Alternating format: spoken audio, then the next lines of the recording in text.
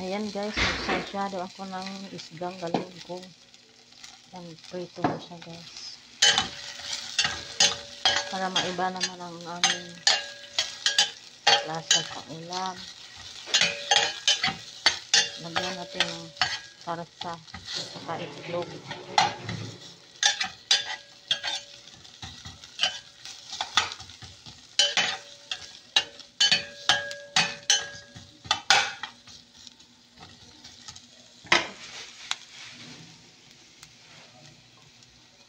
Lasta natin ang isda.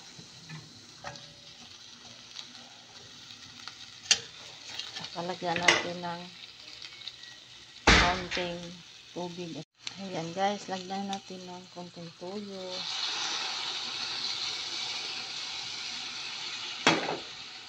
Tubig.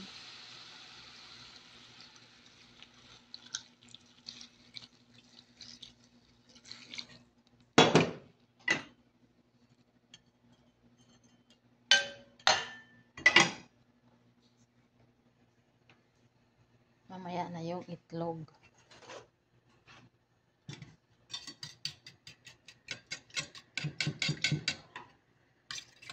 My own version ni guys. Masyadong isgang galunggong.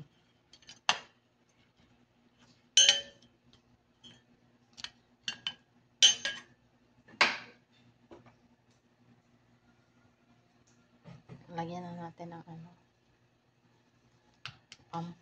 lalong masarap, pampasarap, para mas lalong sumarap ba ang ating lutuin.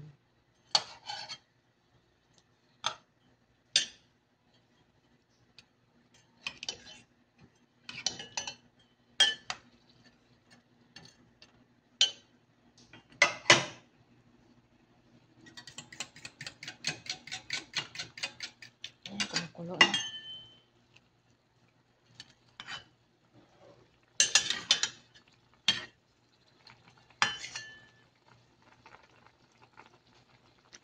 Sarap. Sus pa lang niya, ulam na guys. Ngayon, lagyan natin ang itlog.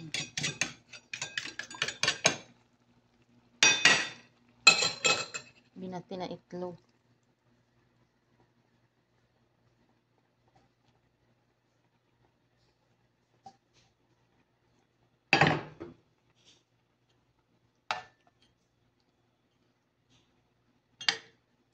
Sarap!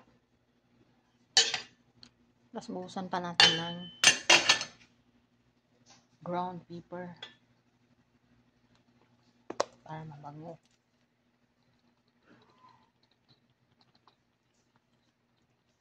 Ayan, lumabas. Ayun. Lalong sumarap na yan.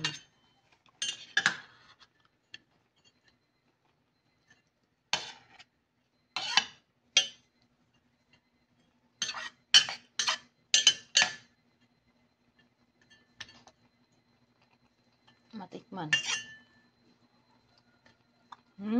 Sarap guys. Naku, ang sarap. Maalala ko yung ulam naman sa probinsya. Ganito ka sarap. Ganito kami pag lagi na lang prito, ganitong gawin namin. O diba, ang sarap. My own version. Sarsyadong galunggong. Ang sarap talaga niya guys. Ganyan lang kasimple ang aming ulam. So ayan guys, pwede na. Pwede na lipat natin sa lalagyan.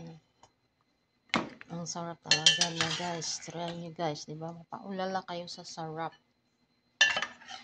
Sa sobrang sarap ang sinarsyahang galunggong.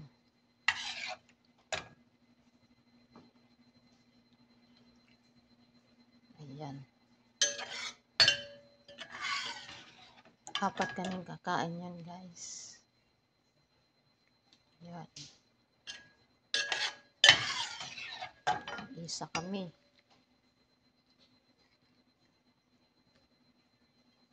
Maliit kasi. Yung isa, yung dalawa, para sa aming Pintor. Dalawa sa kanya kasi maliit eh. Maliit yung isda. So, isa naman para sa aming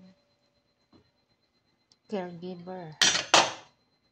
So, ayan na guys. Ang sarap ng aming ulam. Sarsyadong galonggong. So, yan, sa hindi pa nakasubscribe sa aking YouTube channel, please subscribe my YouTube channel, Almatis Vlog. Yan. So, thank you for watching mga Lodi. Bye-bye.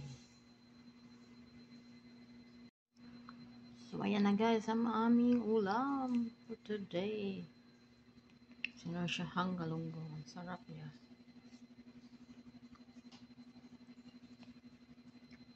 Thank you for watching.